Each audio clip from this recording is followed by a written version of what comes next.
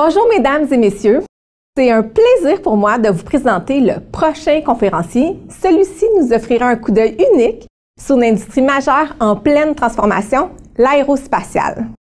À titre de présidente de l'Ordre des ingénieurs du Québec, j'ai l'honneur de vous présenter M. Guillaume Faury, président exécutif d'Airbus.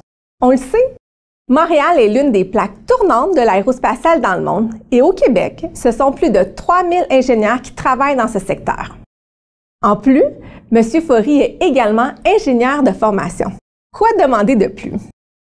M. Faury est un véritable passionné d'aviation.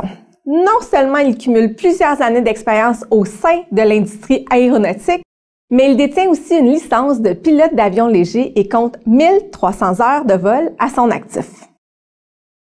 Il a entamé sa carrière en 1992 comme ingénieur à la Direction générale de l'armement, l'agence gouvernementale française responsable du développement et de l'achat de systèmes de défense pour les forces armées.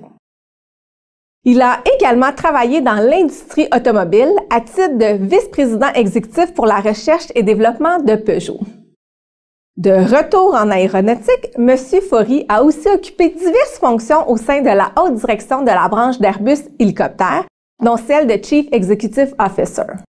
C'est en avril 2019 qu'il est nommé président exécutif d'Airbus, un géant de l'industrie. L'entreprise compte plus de 125 000 employés et est présente sur environ 180 sites à travers le monde. En 2019, Airbus a célébré la livraison de son 12 millième avion depuis sa création. Un heureux hasard a fait en sorte que ce 12 millième avion était un Airbus 220, un modèle né du génie québécois.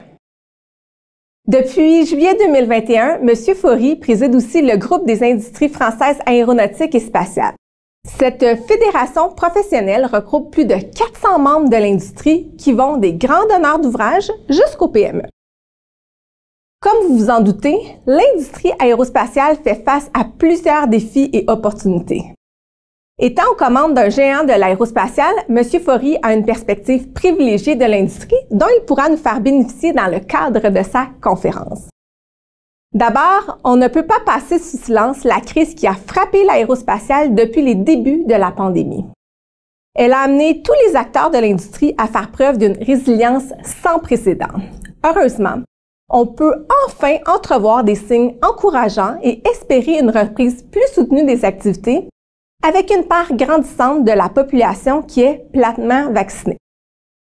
L'aérospatiale doit aussi innover pour répondre à un défi qui a un impact majeur sur nos générations futures, vous l'aurez compris, celui d'une industrie plus verte. Depuis de nombreuses années, les leaders de l'industrie se sont d'ailleurs mobilisés et s'emploient à développer des solutions afin de réduire leur empreinte environnementale. Plus largement, le défi du développement durable est un défi collectif. C'est d'ailleurs pourquoi, il y a un an, notre ordre a publié ses propres engagements en matière de développement durable afin de mettre en lumière la part des membres de notre profession à cet important enjeu.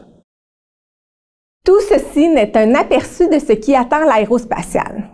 Une chose est certaine, la communauté du génie jouera un rôle de premier plan pour soutenir l'industrie.